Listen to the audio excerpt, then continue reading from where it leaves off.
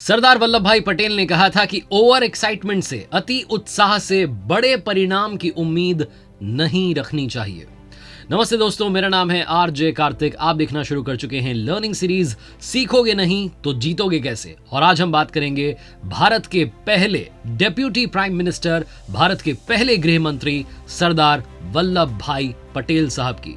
वल्लभ भाई झावेर भाई पटेल, जिनका जन्म 31 अक्टूबर 1875 को हुआ था, जिनको भारत के इतिहास में लौह पुरुष का नाम दिया गया। लौह पुरुष इसलिए क्योंकि उन्होंने भारत को एकता के धागे में पिरो दिया। 562 रियासतें, क्या कोई इमेजिन कर सकता था 562 रियासतों को यूनिटी के धागे में पिरोना? वो यूनिटी की माला बनाने वाले का नाम है सरदार वल्लभ भाई पटेल साहब, जिन्हें पूरी दुनिया सरदार पटेल के नाम से जानती है। उन्हें अलग अलग जगहों पर हिंदी, उर्दू, फारसी सरदार नाम से बुलाया गया। सरदार का मतलब प्रमुख। सरदार पटेल की जिंदगी से आप और हम क्या सीख सकते हैं? आइए बात करते हैं उन 5 बड़ी बातों की, 5 लर्निंग्स फ्रॉम सरदार वल्लभ भाई पटेल। लर्निंग नंबर 1, सबसे पहले उस बारे में बात करते हैं जिसकी वजह से सरदार पटेल को दुनिया जानती है। उन्हें लौह पुरुष के नाम से जाना जाता है। जब वो भारत के पहले गृह मंत्री बने, उप प्रधानमंत्री बने, तो उनके कंधों पर सबसे बड़ी जिम्मेदारी थी छोटी छोटी रियासतों को, जो प्रिंसली स्टेट्स थे, उनको भारतीय गणराज्य में शामिल करने की, यूनियन ऑफ इंडिया का हिस्सा बनाने की। 562 रियासतों को आप सोचिएगा, 562 रियासतों को, इतने सारे लीडर्स को यह समझाना कि आप भारतीय गणराज्य में आइए, यूनियन ऑफ इंडिया का हिस्सा बनिए, यह कितना मुश्किल काम रहा होगा। लर्निंग नंबर 1 यही कहती है, यही सिखाती है, बड़ा दिल रखिए। वो बड़ा दिल रख करके सरदार वल्लभ भाई पटेल साहब ने 562 रियासतों को भारतीय गणराज्य का हिस्सा बनाया। उनके पास में तो गृह मंत्री थे, पुलिस भी थी, आर्मी भी थी, लेकिन इनकी जरूरत नहीं पड़ी। सिर्फ 3-4 वो रियासतें थीं, जहां 3 रियासतें थीं जहां पर की जरूरत पड़ी सेना की, जिसमें हैदराबाद, जूनागढ़ और कश्मीर है। भोपाल सबसे आखिरी में खुद ही शामिल हो गया था, और सरदार पटेल को मालूम था कि भोपाल आखिरी में शामिल हो ही जाएगी, जो भोपाल की रियासत है। सबसे मेजर कंसर्न जो प्रिंसली स्टेट्स का था, जो रियासतों का था, उनके राजाओं का था, उस वक्त के जो चीफ हुआ करते थे, रूलर थे, उनका यह था कि उनके पास में रेवेन्यू का, उनके उस रेवेन्यू का क्या होगा, वो जिस तरीके से लीडरशिप करते आए उसका क्या होगा, वो कैसे रूल करेंगे, आगे उनका क्या रोल होगा। सरदार वल्लभ भाई पटेल ने सभी को यह भरोसा दिलाया कि यूनियन ऑफ इंडिया आपका ख्याल रखेगी, आप हमारे साथ जुड़िए, हमारे साथ शामिल होइए। और उन्हें बकायदा गवर्नर भी अपॉइंट किया। उन्हें कहा कि आप चिंता मत कीजिए, भारत आपका ख्याल रखेगा, आपकी फिक्र करेगा। 562 रियासतों को एक धागे में पिरो करके जो नक्शा आज हम देखते हैं, उसका क्रेडिट जाता है सरदार वल्लभ भाई पटेल साहब को। और वो उन्होंने इसलिए कर दिखाया क्योंकि उन्होंने बड़ा दिल रखा। उन्होंने सबकी सुनी, सबको मनाया और सबको साथ लेकर चले।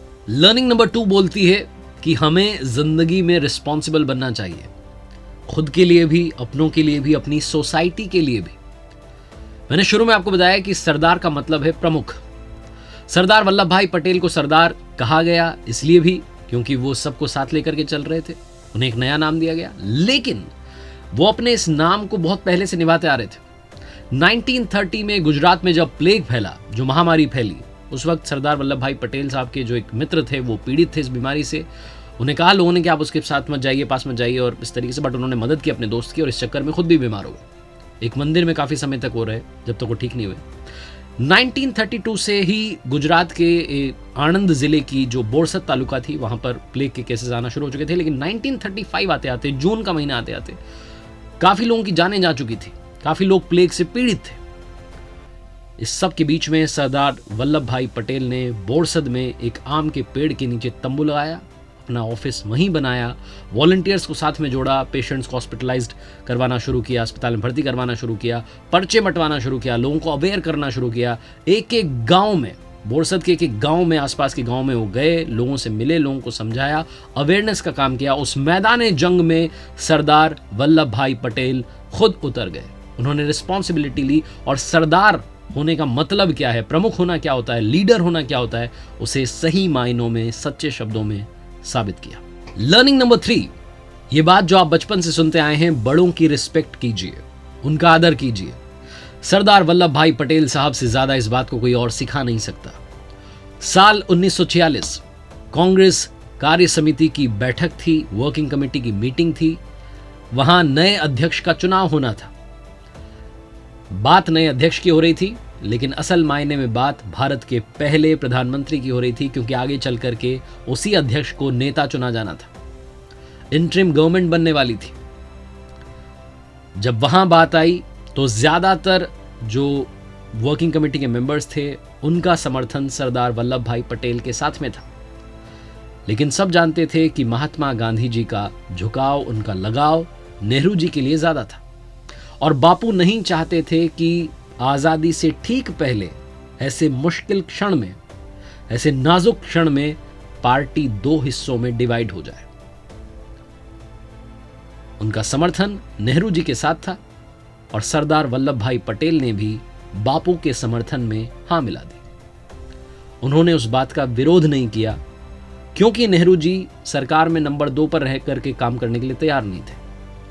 वहीं सरदार वल्लभ भाई पटेल ने, क्योंकि उनके आदर्श बापू थे, वो बापू को सब कुछ मानते थे, उनका आदेश माना और नंबर 2 पर रह करके खुशी खुशी काम करने के लिए तैयार हो गए। महात्मा गांधी ने कहा था कि अगर ये सरकार बैलगाड़ी है तो नेहरू और पटेल इसके 2 बैल हैं, और इन दोनों के बिना इस बैलगाड़ी का चलना बड़ा मुश्किल है।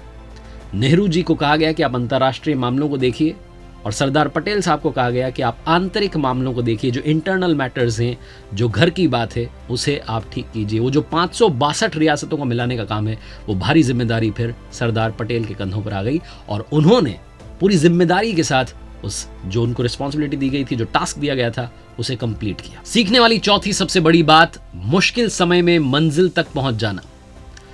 यह आप सीख सकते हैं सरदार वल्लभ भाई पटेल साहब से। 22 साल की उम्र हो चुकी थी तब जाकर के उन्होंने 10वीं की परीक्षा पास की थी। स्कूली शिक्षा पूरी करते करते काफी समय हो चुका था। उसके बाद कॉलेज जाना चाहते थे, लेकिन परिवार में पैसों की कमी थी, तो बुक्स लेकर के आए, घर पर ही पढ़ाई करना शुरू किया, और जिलाधिकारी की परीक्षा होती थी उस वक्त, उसमें सबसे ज्यादा मार्क्स लेकर के आए।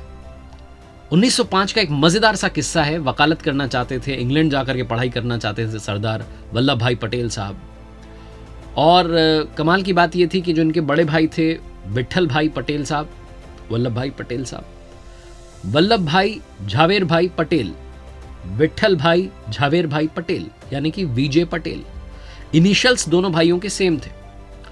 पोस्टमैन आए, उन्हें लगा कि ये जो पासपोर्ट है और टिकट है ये बड़े भाई विजय पटेल का है, विजय पटेल लिखा हुआ था, तो बड़े भैया को दे दिया। बड़े भैया के मन में इच्छा आ गई कि नहीं, मुझे जाना है। सरदार वल्लभ भाई पटेल साहब ने कहा कि ठीक है, आप चले जाइए। तो खुद नहीं गए, बड़े भैया को भेजा इंग्लैंड वकालत करने के लिए। हालांकि उसके कुछ समय बाद वो खुद भी गए, उन्होंने जाकर के वहाँ पढ़ाई की। 36 महीनों का कोर्स 30 महीने में करके आ गए।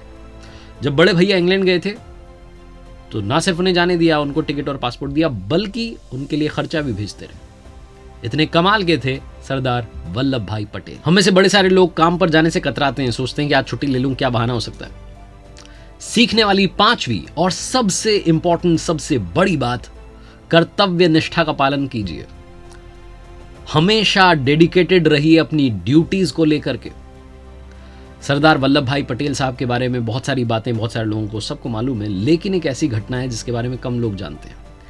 11 जनवरी 1909 की तारीख थी। सरदार वल्लभ भाई पटेल साहब की जो धर्मपत्नी थी उस वक्त काफी गंभीर रूप से बीमार थी, और यही वो डेट थी। इसी तारीख को पटेल साहब को कोर्ट में एक मामले में जिरह के लिए जाना था।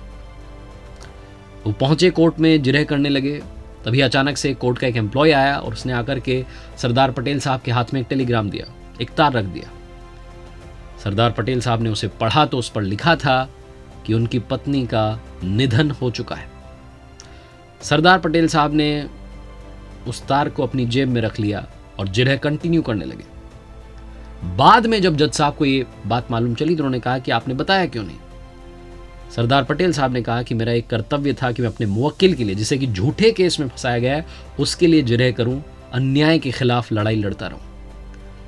इस घटना के बारे में कांग्रेस पार्टी की जो वेबसाइट है, ऑफिशियल वेबसाइट, उस पर भी इस घटना का जिक्र किया गया। ये सारी बातें सुनने के बाद आपको भी समझ में आ गया होगा कि सरदार वल्लभ भाई पटेल साहब ने अपने से पहले देश को रखा, अपने परिवार से पहले अपने काम को रखा, और अपने करियर से पहले अपनों के करियर को, अपनों को रखा। सबसे मुश्किल काम जो भाई को दिया गया, सरदार वल्लभ भाई पटेल, भाई का मतलब बड़े भाई, जिनका काम होता है सबको साथ रखना। 562 रियासतों को साथ मिलकर वो एक सुंदर सी माला बनाई, एक धागे में पिरो दिया, जिसे एकता का धागा कहते हैं। भारत का ये सबसे मुश्किल काम सिर्फ और सिर्फ लौह पुरुष सरदार वल्लभ भाई पटेल साहब ही कर सकते थे। उन्होंने साबित किया कि वो बेहतरीन नेता, भाई, पति, बेटे, दोस्त और सबसे बेहतरीन असरदार सरदार थे। सरदार वल्लभ भाई पटेल साहब ने 3 कमाल की बातें कही। कठिन समय में कायर बहाना ढूंढते हैं और बहादुर व्यक्ति रास्ता ढूंढता है। दूसरी, बोलने में कभी भी मर्यादा मत छोड़ना, क्योंकि गालियां देना तो कायरों का काम होता है। और तीसरी, दुश्मन का लोहा भले ही गर्म हो जाए, लेकिन हथौड़े को तो ठंडा रहकर ही अपना काम करना होता है। आप देखते रहिए मेरे साथ हर शुक्रवार सुबह 9:30 बजे लर्निंग सीरीज का एक नया वीडियो और सोमवार सुबह 9:30 बजे एक नई मोटिवेशनल कहानी।